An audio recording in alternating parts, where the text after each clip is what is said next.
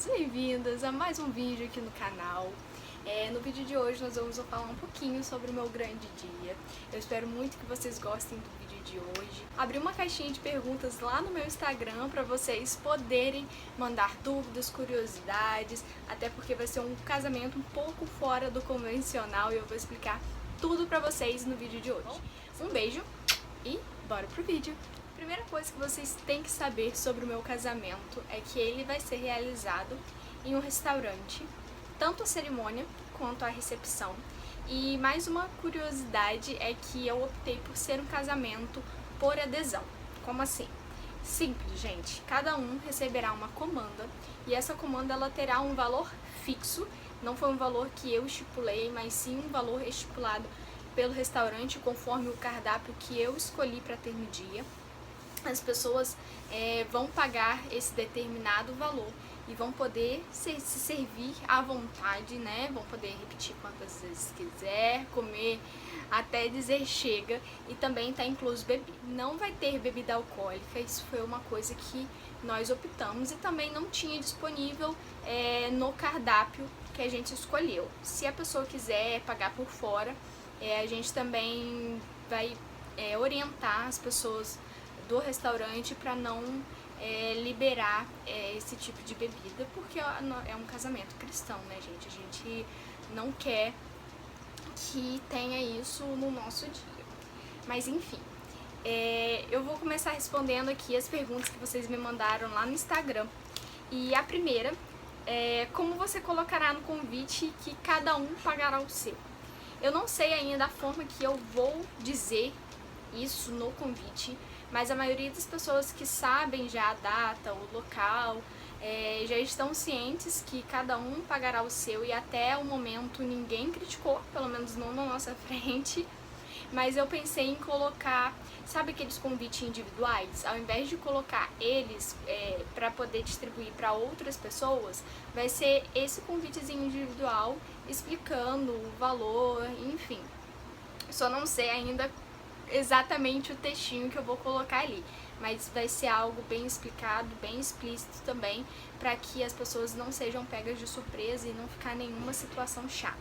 Eu acho que é muito importante que isso esteja bem claro para todos os convidados, até porque as pessoas estão muito acostumadas também a ir a um casamento e ser tudo por conta dos noivos. Inclusive foi uma coisa que a gente demorou para decidir exatamente por conta disso, mas a gente pensou o seguinte, cara, se a gente não cobrar, vai ter gente que vai falar mal. E se a gente cobrar, vai ter gente que com certeza vai criticar, vai falar mal. Então, fale por bem, fale por mal, então essa é a nossa decisão. A gente acha que foi o melhor até o momento. A outra pergunta que eu recebi foi: quando casarem, já vão morar na casinha de vocês? E a resposta é sim. O nosso projeto já está pronto, mas a obra só vai começar mais pra frente. E a casa com certeza não vai estar totalmente pronta conforme o projeto, mas vai estar habitável, né? Até porque se a gente for esperar a casa ficar do jeito que a gente quer, ninguém casa.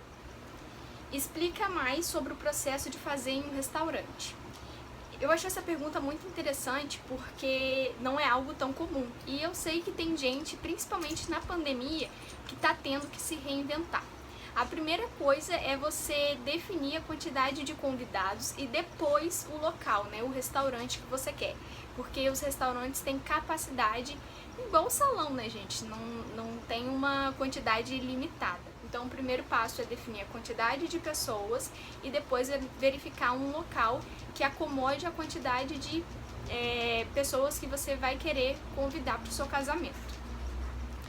E depois disso, conversar com o decorador para ver se vai ser viável fazer ou não em um restaurante. E tenho que deixar claro uma coisa: tenham certeza de que é isso que vocês querem. Quer fazer um restaurante? Quero. Tenho certeza? Tenho. Porque depois, gente, não dá para se arrepender, tá?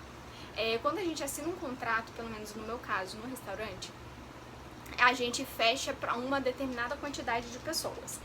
E lá vai ser o seguinte: a gente fechou para 100 pessoas e se no dia forem 80 pessoas, nós vamos pagar 20% em cima do valor que foi cobrado por pessoa desse quantitativo de pessoas que faltaram, tá? Então tenham muito certo em mente que isso vai estar dentro do seu orçamento, vocês têm que prever isso, porque isso não pode ser um custo que vocês não vão ter como arcar no dia do seu casamento, porque querendo ou não, não deixa de ser um custo alto, apesar de ser um restaurante. Como eu falei com vocês, é claro que o custo de um casamento em um salão ou em um local aberto, em um sítio, é muito menor, mas ainda assim a gente tem um custo alto, principalmente porque a gente pensa em mais detalhes, porque vai ser um casamento menor e assim, a gente quer que fique ainda mais bonito exatamente por conta disso, né? A gente flor, gente, que troço caro tal de flor. Papelaria também é um pouco caro, né? No final do orçamento pesa. E tudo influencia muito no resultado final de como vai ficar o casamento. Outra coisa muito importante, porque casamento em restaurante, quando as pessoas estão pagando, eu acho muito legal divulgação de lista de presente. A gente só vai ter lista de presente para aquelas pessoas que desejarem nos presentear. A gente não vai divulgar essa lista em convite, em nada disso. A gente vai deixar as pessoas à vontade, porque a gente entende também que ninguém tem dinheiro para dar presente, para pagar, para comer lá no dia, até porque, vamos supor, uma família de 3 pessoas, já vai ser aí um valor considerável para poder se alimentar lá. Outra pergunta que eu recebi tem a ver mais com a casa, a curiosidade de saber se a gente vai morar de aluguel ou se vai dar tempo da casa ficar pronta. Foi exatamente o que eu respondi para vocês anteriormente, que sim, nós vamos ter a nossa casa própria, nós vamos construir, só que a casa ela não vai ficar no ponto que a gente deseja, né? Porque a gente construir é caro, casar é caro, é tudo caro. Mas a gente vai tentar deixar no ponto assim bom pra gente iniciar. Por exemplo, a casa, o projeto é um duplex, mas a gente não vai fazer o duplex já de cara. A gente primeiro vai fazer a parte de baixo, vai, enfim, rebocar, fazer o possível já pra ter piso, tudo, gente. Mais uma pergunta mostra detalhes do vestido de noiva, paleta de cores, sapatos do casal, doces, enfim. Gente, eu não posso mostrar detalhes do vestido, apesar de já ter escolhido ele. Ele é lindo, fugiu um pouco assim do que eu imaginava a princípio, que era uma coisa boho, romântica, mas tá a cara do casamento, é mais do que eu sonhei. Ele vestiu perfeito, ele quase não vai precisar de ajuste, ele vestiu certinho aqui na parte de cima, só vai precisar ajeitar a parte de baixo. Eu sou pequenininha, eu sou um mionzinho, né? E não decidi questão de detalhes, nem de modelo de sapato que eu quero, não quero saltão, tô pensando em colocar uma sandália com um salto médio a pequeno e talvez aquele de bloco, né, aquele mais grossinho, porque eu quero ficar confortável no dia.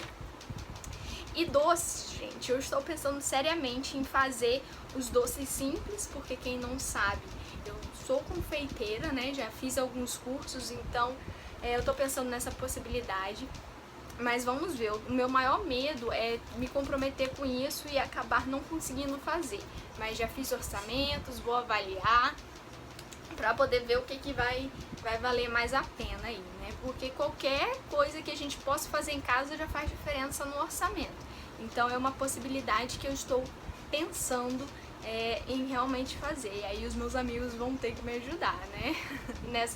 nessa decisão aí. Paleta de cores. Gente, eu sou a pessoa mais indecisa que existe na face da Terra.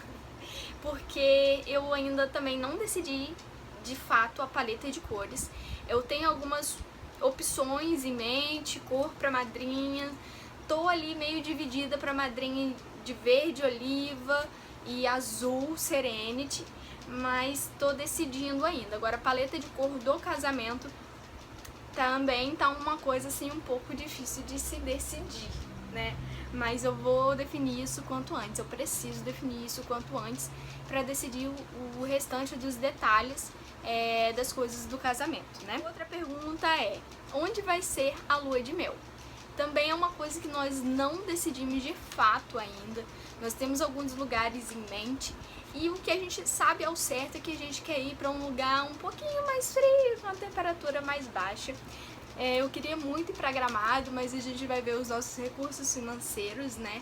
E a gente vai decidir ainda isso juntos. Mas não é, assim, a nossa maior prioridade também no momento. E como você decidiu que seria a cerimônia? Gente, eu não tive, assim, um processo de decisão de como seria a cerimônia, né? Eu queria reduzir custos e por isso eu optei pelo casamento pela cerimônia ser no mesmo local da recepção, ali no restaurante, porque tem um determinado espaço ali, o restaurante tem um deck, tem muita coisa ainda para eu decidir a respeito de convite, paleta de cor de vestido de madrinha, a decoração. É algo que eu, assim, já fechei também, mas de fato vou fechar todos os itens mais pra frente.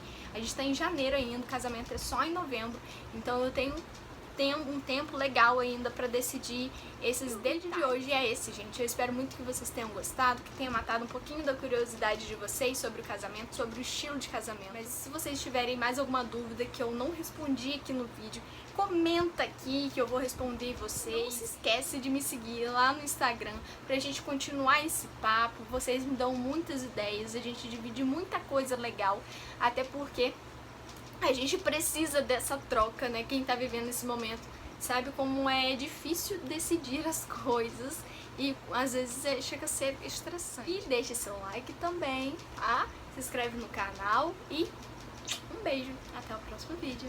Tchau!